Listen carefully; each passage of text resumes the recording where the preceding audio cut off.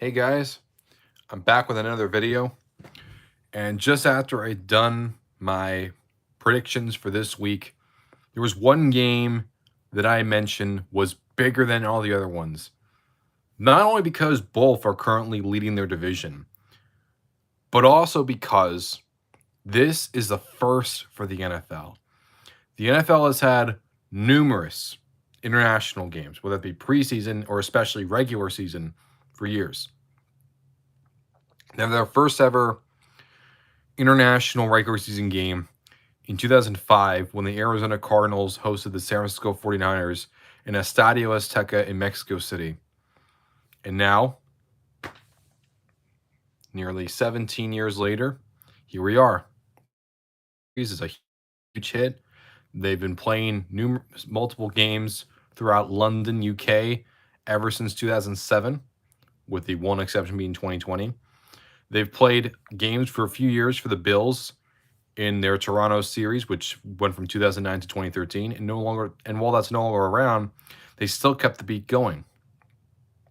They've played more games in London and more games in Mexico City, and tomorrow at 9:30 a.m. Eastern Time will be a first ever for the NFL when the Tampa Bay Buccaneers host the Seattle Seahawks in Munich, Germany. The first ever regular season NFL game played in Germany. A country that's in the center of Europe. A country whose second most popular sport after soccer is American football.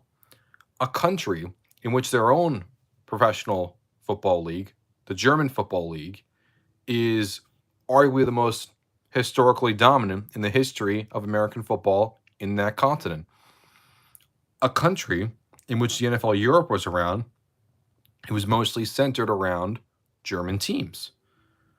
A country that now gets to witness history tomorrow. 130 years ago, Oliver David Thompson signed $250 for a check for Pudge Heffelfinger, who became the first ever professional football player. Both of them deserve to be in the Pro Football Hall of Fame. Who would have thought that 130 years after Heffelfinger made that check, tomorrow the sport will make a huge venture in the top professional league in the entire world, gets to play in a brand new country for the first time. Millions of fans, tens of thousands of fans who never seen the game before in person get to see it in their own home, their own country. Munich, Oktoberfest, Bayern, right home in Allianz Arena. The anticipation for this game was so high that tickets were sold within 5 minutes for a stadium that houses 60,000, 70,000 seats. That's insane. That's absolutely insane.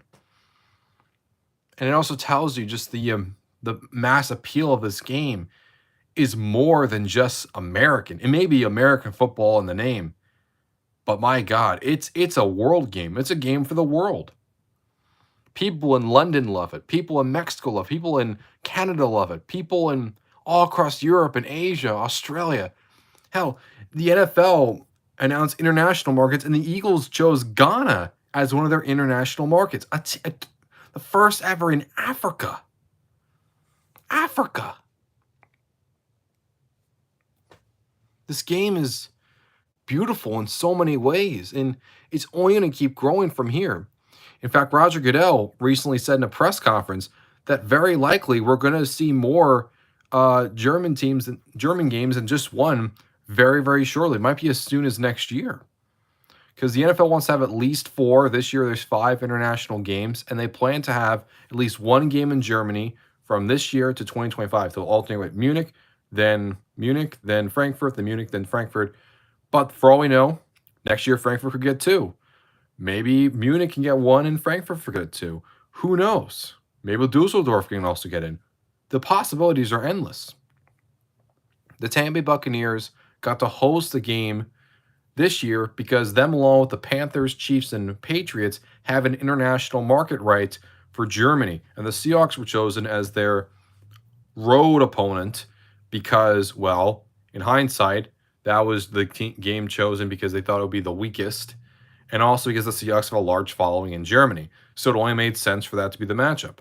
But now, in their division, Tom Brady, arguably the greatest quarterback to ever play, 7 Super Bowl rings, 10 appearances, the most famous players in history, who was married to a model who has German roots. He's beloved over there. He's played with teammates that have lived in Germany their whole lives, like Sebastian Vollmer. And now, here it is. It's incredible. This game is growing, and I won't be shocked if very soon we get to see games in Brazil or Spain, or maybe in the future they'll have games in Canada again. Maybe more games in London. I won't be shocked if next year we have as many as 8 games. I still think more than likely we'll have at least 4 or 5, but if we have at least 8 games with half of the league, like a quarter of the league hosting a game, I think that would be incredible. I think that would be amazing. That would be an amazing opportunity for the league to showcase its talent, and it'll increase the talent pool all across the world. It would make those spots way more covered, not just for American players, but players across the world. It's a big reason why basketball has become one of the fastest growing sports in the world. And guess what? Look at all the biggest stars. Like you have Giannis Antetokounmpo from Greek, Nikola Jokic, Serbia. You have Luka Doncic, Slovenia. You have also other players. Well, it's just in America, but the top players are from Europe. Like, the game is growing, and just like basketball, football is a sport that is growing across the world. And that's only going to help the game for the better. So I wish the NFL best of luck. And if Oliver David Thompson was here today, he would be crying his eyes out because he never would have thought something that he dreamed of would get as big as this. But go on, Buccaneers. Go on, Seahawks. Make Thompson proud. Make the NFL proud. And make this game one to remember for all the people in Munich. But anyway, guys, that's my thoughts on the game tomorrow. Hope you have a great time in Germany. And I'll see you guys next time. Peace out. Subscribe to Zang62 for more videos.